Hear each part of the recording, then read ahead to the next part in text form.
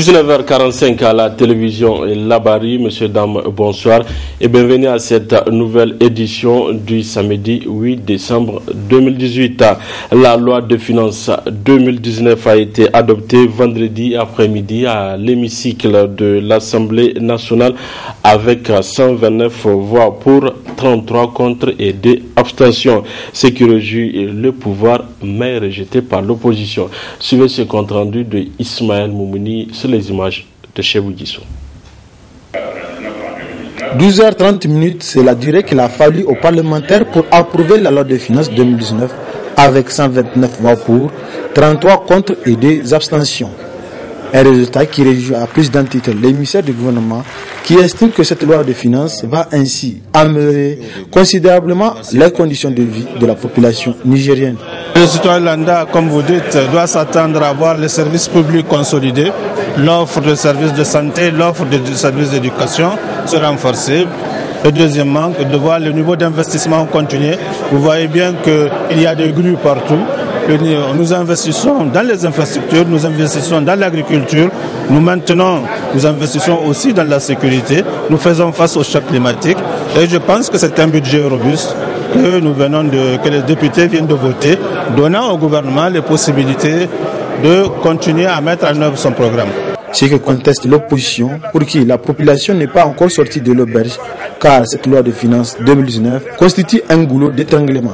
Il y a eu un faible niveau d'exécution des investissements, principalement en ce qui concerne les secteurs sociaux de base, à savoir le développement rural, l'agriculture, l'élevage, l'hydraulique, l'environnement, la santé.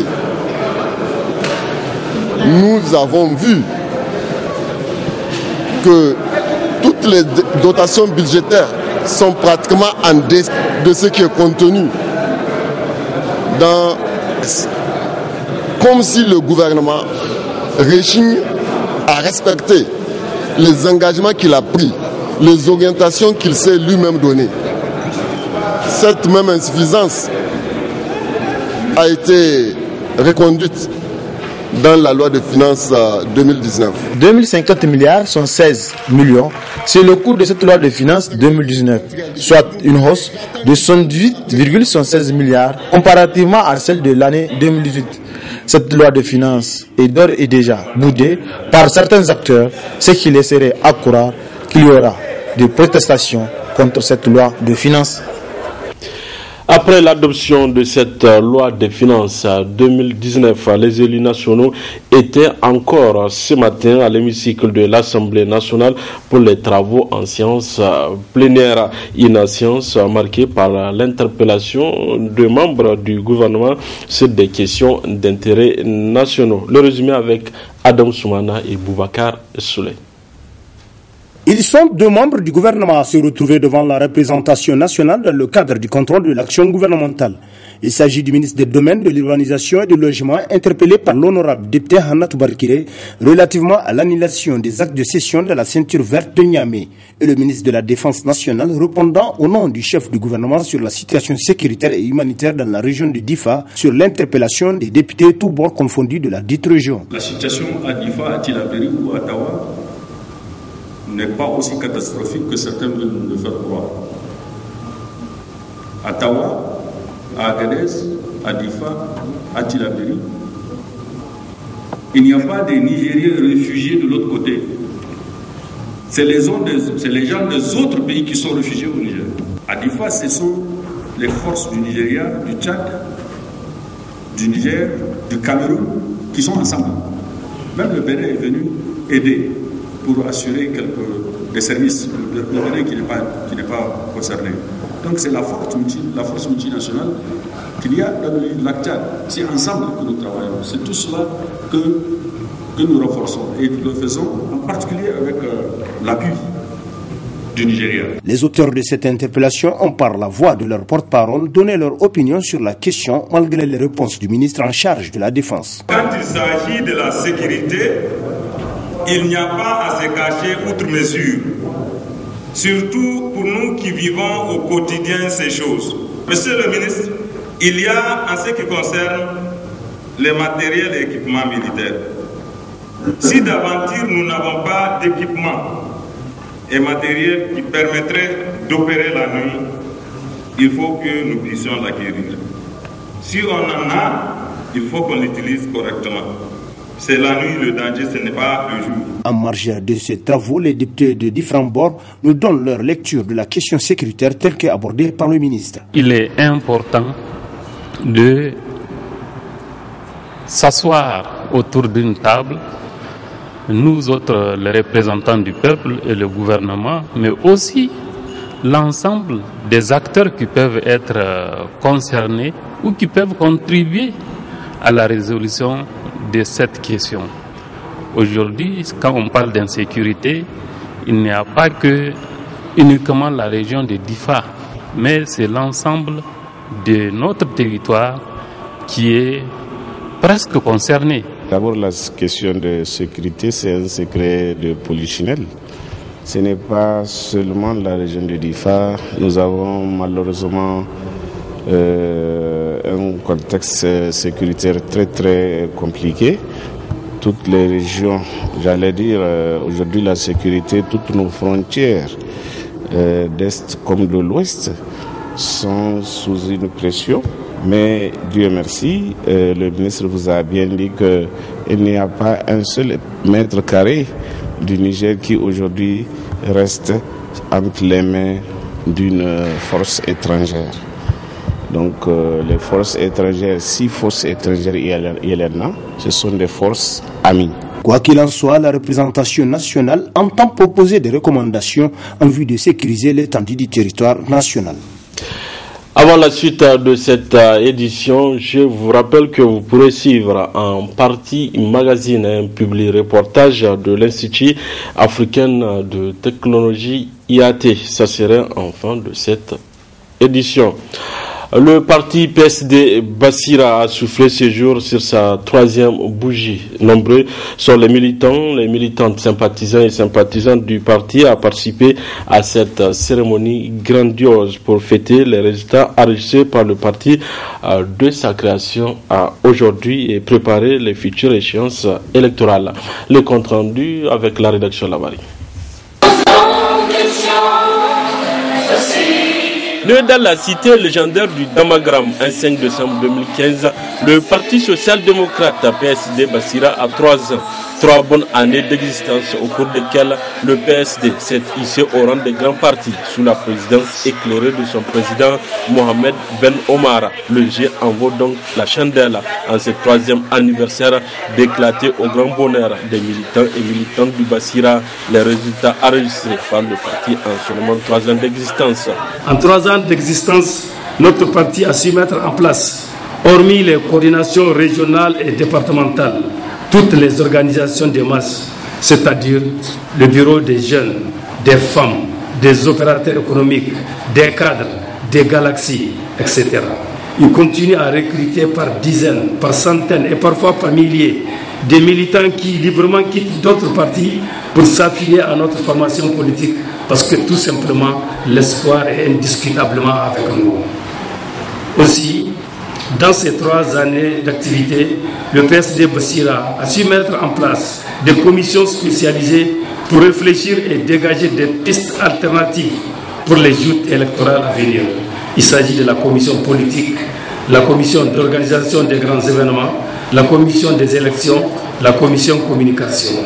Camarades, tout cela laisse présager que les futures consultations électorales se feront indiscutablement avec le PSD Bassira, c'est-à-dire le porte-flambeau de la social-démocratie. Pour le PSD Bassira, aucun développement n'est possible sans l'association de la jeunesse. C'est pourquoi Bassira a fait de la jeunesse son fer de lance, hormis les hommes et les femmes qui l'animent et d'expérience. Les observateurs, en tout cas de la scène politique, le disent. Bassira, et je l'ai dit et je le répète, elle est assise à Niamey. Elle est en train de couper le sommeil à beaucoup qui sont à Niamey. Et j'ai l'habitude de dire, Niamey est prenable. Niamey est prenable et on va prendre Niamey. Il y a ceux qui pensent que Niamey, c'est leur patrimoine exclusif personnel. Ils vont déchanter. Et les échéances à venir le prouveront. Nous partons doucement, sans beaucoup de casse, sans tambour ni trompette, mais sûrement. et l'objectif sera atteint, Inch'Allah. Donc c'est pour vous dire que vous êtes venus massivement. Et je tiens au nom du comité exécutif à vous remercier pour les efforts inlassables. Si ce parti vit, c'est grâce à vous. C'est votre engagement, votre ténacité, votre foi à Bassira qui fait qu'aujourd'hui il est vivant, il est grand, malgré son âge, juste 3 ans, nous sommes aujourd'hui ce que nous sommes. Et nous sommes fiers de ce que vous êtes en train de faire. Que ce soit à Niamey, dans les 7 autres régions du Niger, je ne peux que vous remercier et vous dire, continuez ce travail. J'ai une pensée toute particulière à la jeunesse. Cette jeunesse qui est aux yeux entre lance de fer pour le combat politique. Je parle des garçons comme les filles. C'est que nous appelons couramment chez nous les galaxies. Et c'est pas pour rien qu'on les a donné ce nom galaxie. Elles se battent matin, midi, soir. Mais aussi vous avez les femmes. Elles font ce travail. Parce que ce que femme veut, Dieu le veut. Le PSD Bassira, loin d'être un parti de figuration, s'active pour la conquête du pouvoir. C'est pourquoi le PSD Bassira en appelle à ses militants et à tous les Nigériens de se mobiliser autour des idéaux qui incarnent le parti pour un Niger et qui gagne. Remise de diplôme ce matin à l'école de commerce, d'administration et d'entreprise SKE. Ils sont 200 étudiants, toutes filières confondues à recevoir leur diplôme de fin de cycle en gestion. Le résumé de cette cérémonie avec Nafissatou Yahya et Chebou Guissou. Ils sont au total 200 étudiants, toutes filières confondues, de l'école de commerce, d'administration et d'entreprise SKE de la promotion 2016-2017, 2017-2018 à recevoir tôt ce matin leur diplôme de fin de cycle, objet de la présente cérémonie. Occasion pour le directeur général de faire le point des performances de son école en ses 15 ans d'existence. La réputation d'excellence que ce projet de SKE au fil de son histoire ne s'est pas faite sans effort. Grâce au dévouement de ses professeurs et de son personnel et grâce à la qualité de sa formation, l'école est devenue ce qu'elle est aujourd'hui, quelques 15 années après son ouverture. Au fil du temps, l'SKE a su se démarquer et se positionner en tête des institutions d'enseignement supérieur privé du Niger. Plus que jamais, l'SKE contribue à la croissance des secteurs économiques et industriels dans plusieurs secteurs de pointe, comme les associations, les finances, banques, assurances, les sociétés de transport, les organisations ONG, collectivités locales, coopératives agricoles, organisations internationales, la santé et l'environnement. Cette richesse est imputable à nos professeurs agrégés et nos enseignants-chercheurs et à notre personnel ainsi qu'à nos partenaires en tête desquels se trouve l'Institut national des techniques économiques et comptables de Paris, l'INTEC de Paris.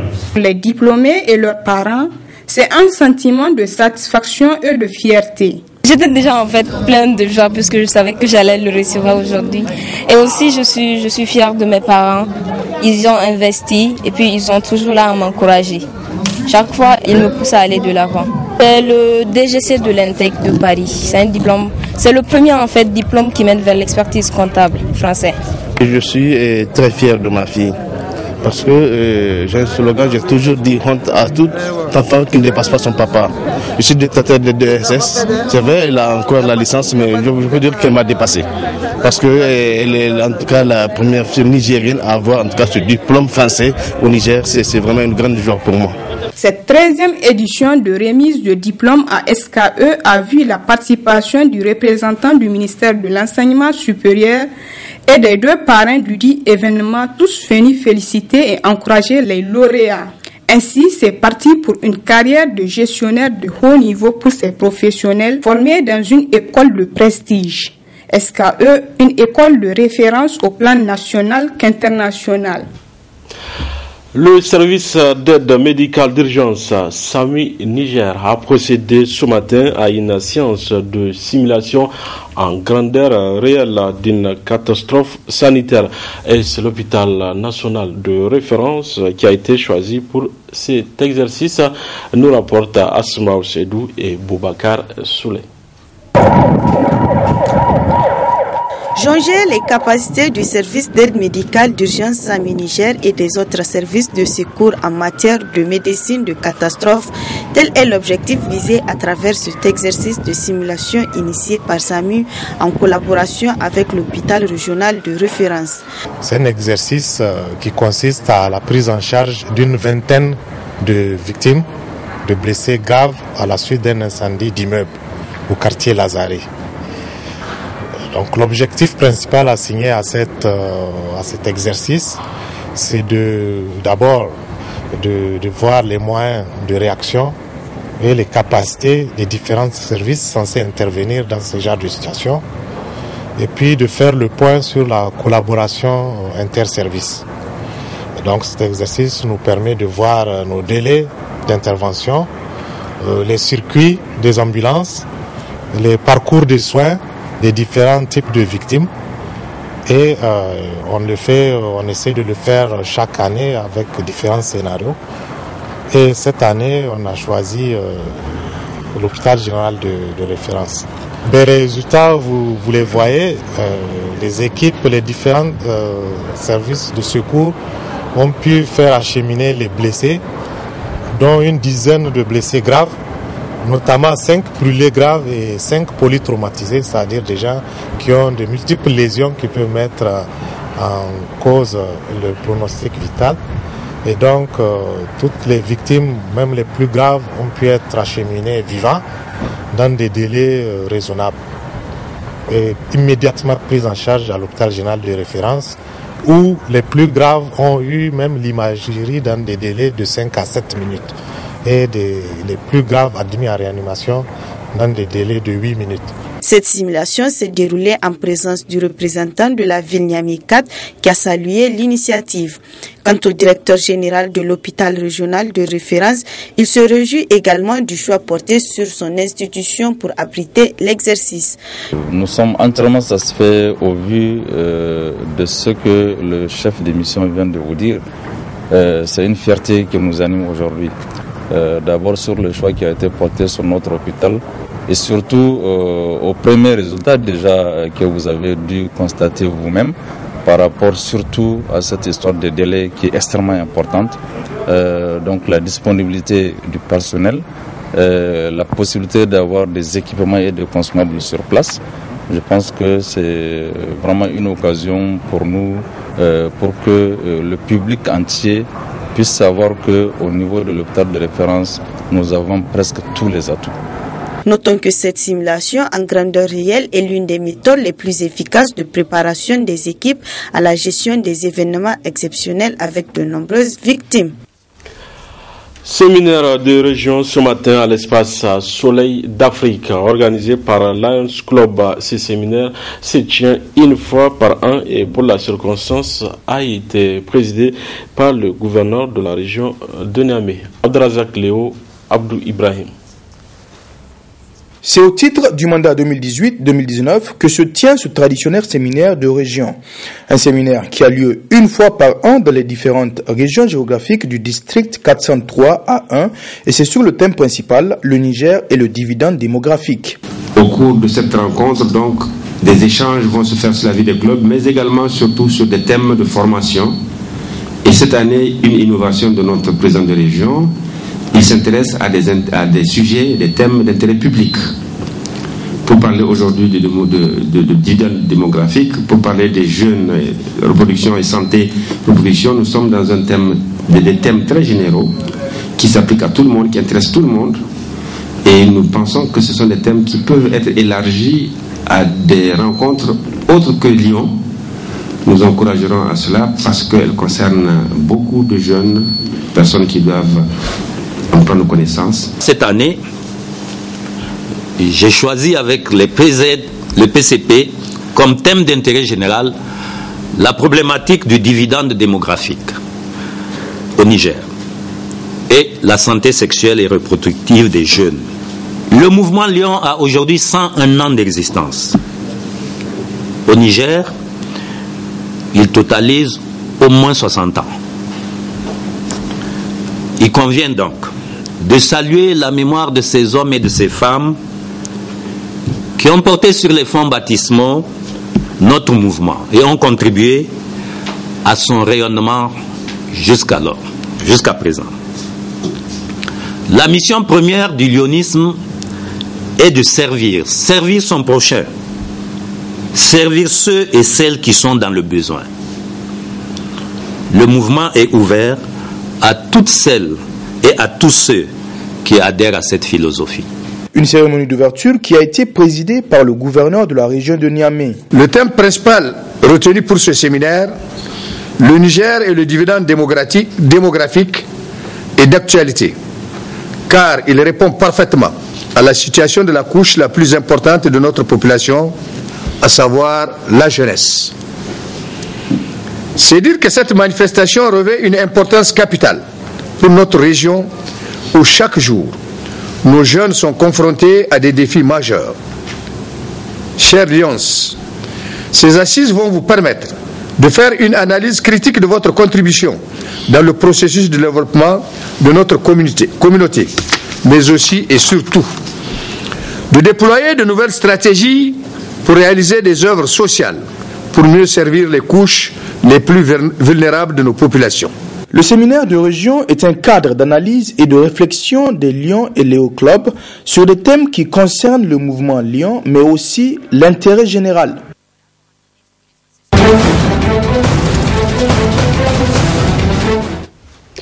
Cela fait un mois que la France est secouée par le mouvement des Gilets jaunes.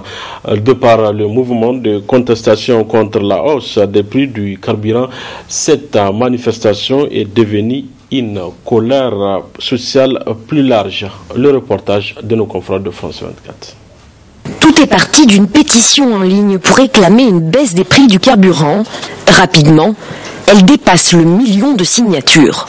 Sur Internet, les appels au blocage de routes se multiplient. Le mouvement des Gilets jaunes est lancé.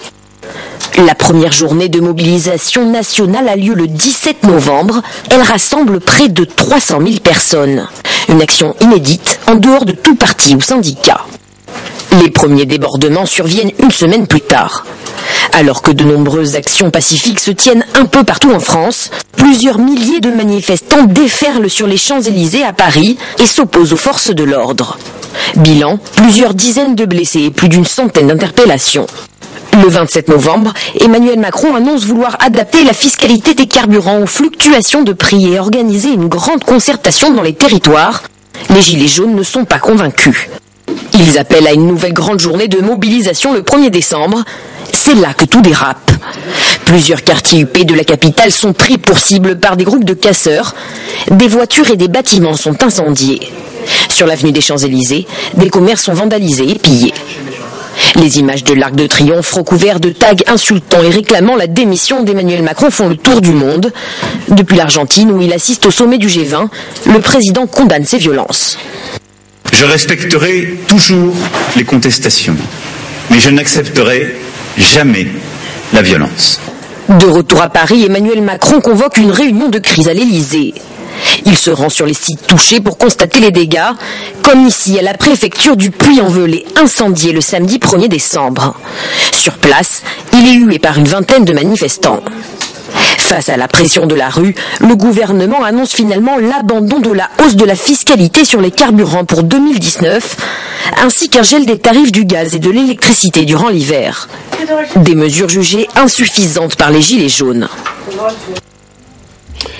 Et sur le plan sécuritaire, pour éviter tout débordement comme la semaine dernière, environ 89 000 forces de l'ordre ont été mobilisées, dont 8 000 à Paris. Le reportage.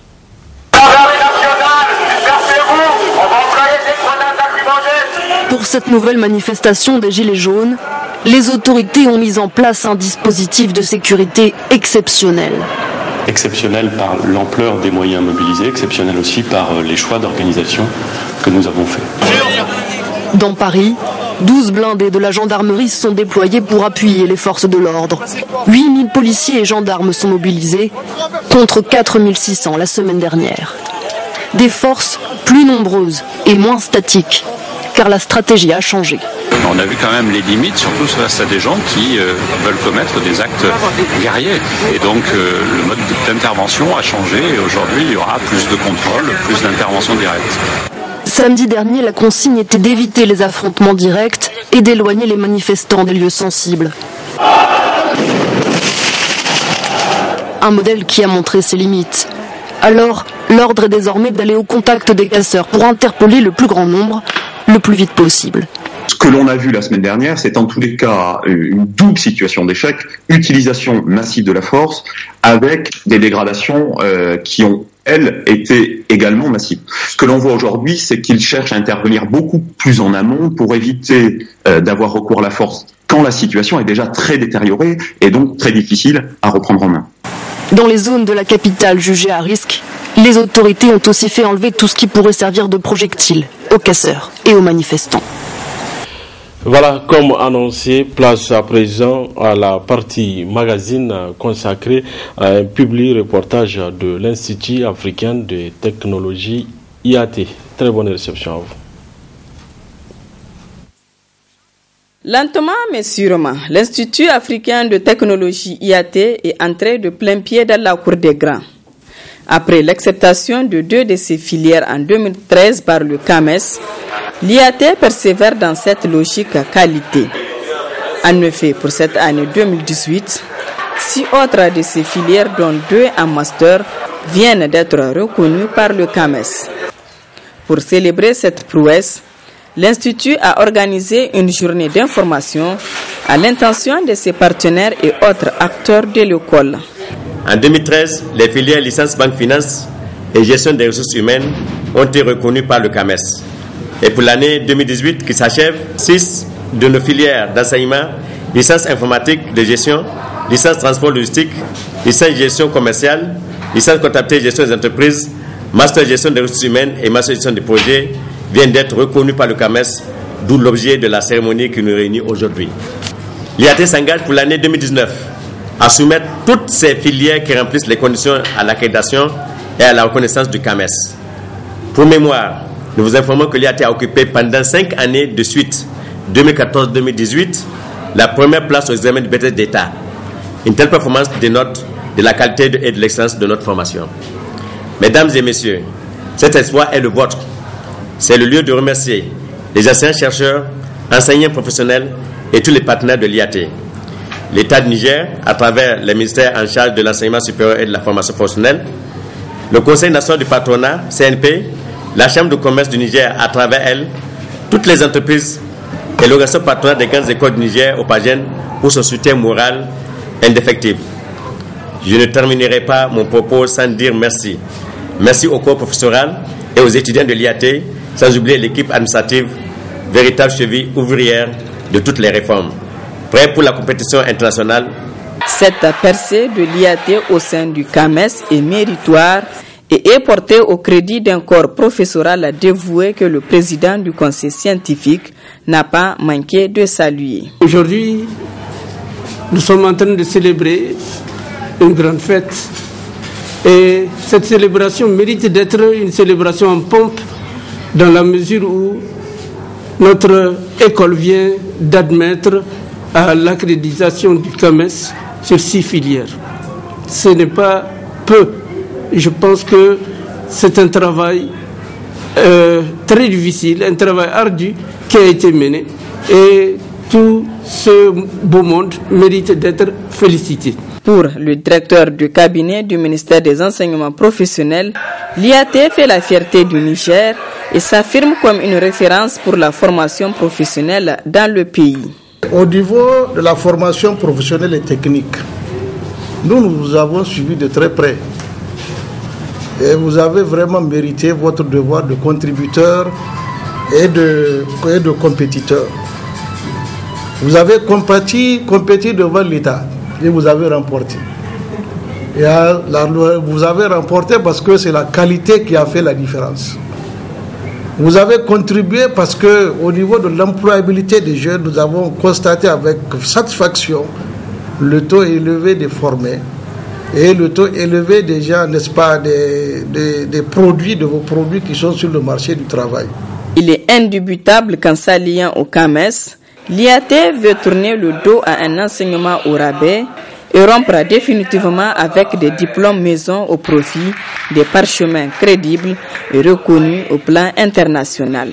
Pour quitter, abandonner la délivrance de diplômes maison. Aujourd'hui, nous nous engageons dans une intégration régionale, sous-régionale, régionale, continentale. Et il faut que nous nous préparions à cette entrée-là. Nous allons à un marché. Il faut que nous aussi nous apportions quelque chose à vendre. Il faut que nos jeunes partout se présentent, que leurs diplômes soient des diplômes valables. Et cela ne peut se faire que par le sérieux. Et c'est ce que vous essayez de faire, par le sérieux que vous allez apporter dans la formation. La reconnaissance de ces 8 filières de l'IAT par le CAMES fait grandir davantage l'organisation patronale des grandes écoles du Niger au Pagen, dont l'IAT est membre. Une grande joie pour nous qu'un des membres de l'organisation patronale des grandes écoles du Niger soit plébiscité et soit une des 4 écoles du Niger dont les diplômes ont été reconnus, parce qu'il faut préciser qu'il y a 4 écoles au Niger. La dernière session du PRED du CAMES à Brazzaville, 4 écoles ont demandé l'accréditation de leurs diplômes et les 4 écoles du Niger ont été accréditées. Et il faut préciser entre parenthèses que parmi ces 4 écoles, les 3 sont de l'Opagène, dont l'IAT, dont nous venons de faire la prestation aujourd'hui. Et cela démontre que l'Opagène vraiment fait de la différence avec les structures d'organisation des écoles privées au Niger. L'un des critères pour la reconnaissance du CAMES, c'est avoir un partenaire qui emploie les jeunes diplômés. C'est pourquoi l'IAT a noué des relations avec le cabinet privé Talent First Niger, un cabinet qui a beaucoup contribué à l'amélioration de la formation à l'IAT. C'est effectivement une prouesse, parce que vous savez que le monde du travail évolue. Les besoins dans le monde du travail évoluent. Et il était de bon ton que les grandes écoles s'adaptent aux besoins du monde du travail, aux besoins du marché.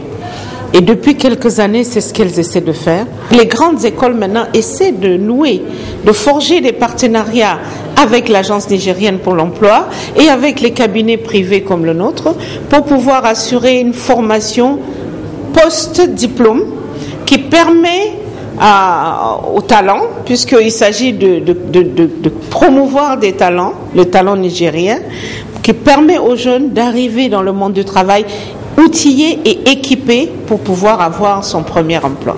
À l'Institut africain de technologie IAT, c'est un cadre studieux avec 2 salles d'internet pour aider les étudiants dans leurs travaux de recherche, une bibliothèque, un amphithéâtre de 200 places, des salles climatisées.